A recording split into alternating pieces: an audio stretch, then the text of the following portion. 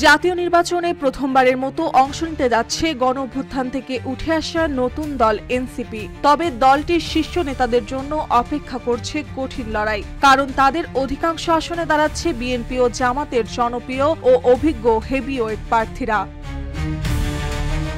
ঢাকা ১১ আসনে নাহিদ ইসলামের বিপরীতে থাকবেন বিএনপির এম এ কাইয়ুম ও জামায়াতের আতিকুর রহমান। রংপুর ৪-এ আক্তার হোসেনকে লড়তে হবে বিএনপির এমদাদুল হক ভরসা ও জামায়াতের আজম খানের সঙ্গে। ভোলা ১-এ সামান্তা শারমিনের প্রতিদ্বন্দ্বী হবেন বিএনপির হায়দার আলী লেলিন ও জামায়াতের নজরুল ইসলাম।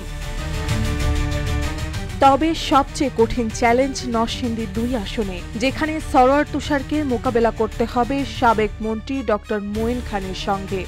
সমৃদ্ধির পথে এগিয়ে যেতে দরকার ইস্পাত দৃঢ় ভিত্তি, তাই স্থাপনার স্থায়িত্ব নিশ্চিত করুন সর্বোচ্চ মানের ZSRM ব্রডবার। ZSRM bond to bond. এছাড়া পঞ্চগড় ১, কুমিল্লা ৪, নোয়াখালী ৬ এবং ঢাকা ১৪-১৭-তে এনসিপির প্রার্থীদের সামনে দাঁড়াচ্ছেন তারেক রহমানের উপদেষ্টা, সাবেক মন্ত্রী বা কেন্দ্রীয় জামায়াতের নেতারা।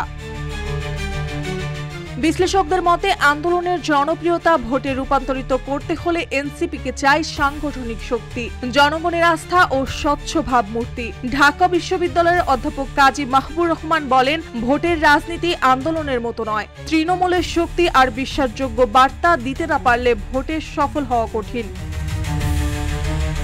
দলীয়ভাবে এনসিপি এখনো চূড়ান্ত সিদ্ধান্ত না নিলেও শীর্ষ নেতারা এলাকায় প্রচারণা শুরু করে দিয়েছেন। সবশেষে প্রশ্ন একটাই, রাজপথে আলোড়ন তোলা তরুণরা কি ভোটের বক্সেও জয় আনতে পারবেন? মার্জিয়া মৌ, রূপালী বাংলাদেশ।